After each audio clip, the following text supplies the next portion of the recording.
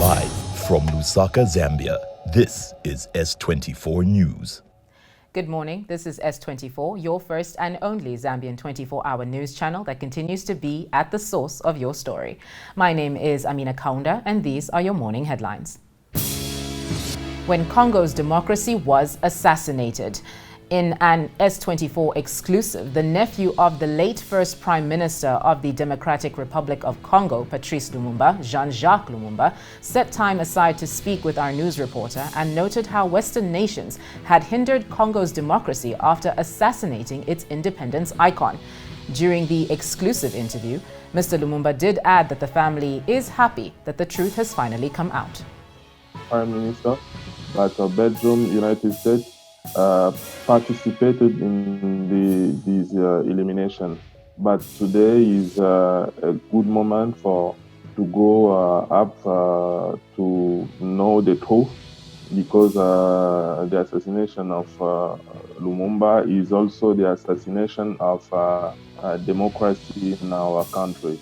But today I hope that is a new page and to write a new story in between the relationship of Belgium and Congo Democratic.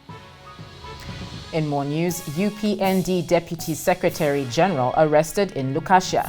The Inspector General of Police, Kakoma Kanganja, yesterday issued a warning to suspected United Party for National Development cadres for storming a registration center in Chitamba village in Lukashia of Northern Province. S24 reached out for comment from UPND Deputy Secretary General Patrick Mucheleka and instead caught his nephew, who picked up the call. Mr. Mucheleka's nephew, identified only as Chitalu, confirmed the reports that Mr. Mucheleka had been arrested in the Lukashia incident.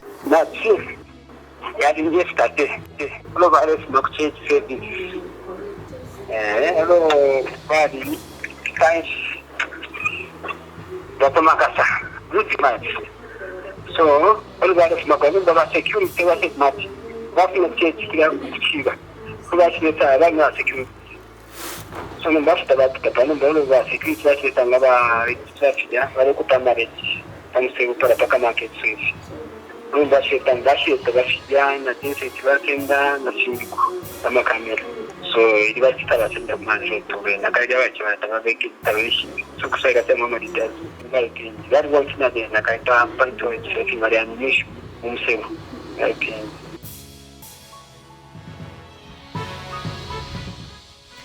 Prove that these stimulus packages are for all.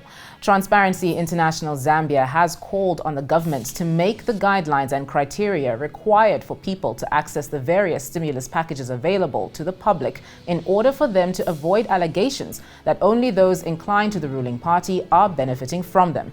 TIZ Executive Director Maurice Nyambe was quoted in an interview with S24 as saying that this move will help create a vibrant private sector that will significantly contribute to the economic growth. I think the big concern with that is that even in terms of access, for example, it is not clear what measures are in place or what parameters are looked at. Okay, so who is eligible to receive this funding, and what are the criteria? What is the criteria basically for accessing it? I think we have seen allegations in the past that some of these measures basically target maybe people that are inclined or oriented towards a particular political pattern. In this case, we're talking about the ruling party. Parliamentary proceedings to be conducted virtually. Speaking of the National Assembly, or Speaker of the National Assembly, Patrick Matavini has said that members of Parliament are required to participate in parliamentary proceedings virtually wherever they are able to access internet connectivity. Speaking shortly after undergoing a COVID-19 test at the Parliament buildings this morning, Dr. Matavini says this will ensure that the National Assembly adheres to the social distance measures that are part of the stipulated guidelines against COVID-19. The Honourable Members of Parliament will not be required to participate in the proceedings from the precincts of the National Assembly. We've given them the liberty through the House Business Committee and the Standing Orders Committee to participate in the proceedings wherever they're able to secure connectivity. and we've invested quite heavily in terms of infrastructure, technological infrastructure. And in sports, sport champions using their platform to raise awareness. Sportsmen and women have been using their fame to show their stance on various issues to do with racism, police brutality, and inequality. The US Open women's champion Naomi Osaka wore masks and shirts with the names of the known victims of police brutality and the hashtag Black Lives Matter.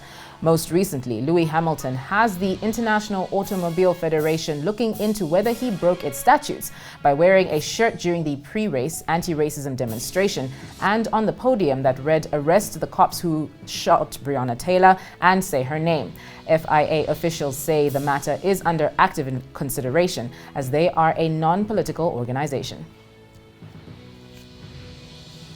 These are some of the stories that you should look forward to in our 6:30 p.m. news bulletin. Be sure to catch the next update of our headlines at 12 hours. Remember, S24 is your first and only Zambian 24-hour news channel that continues to be at the source of your story.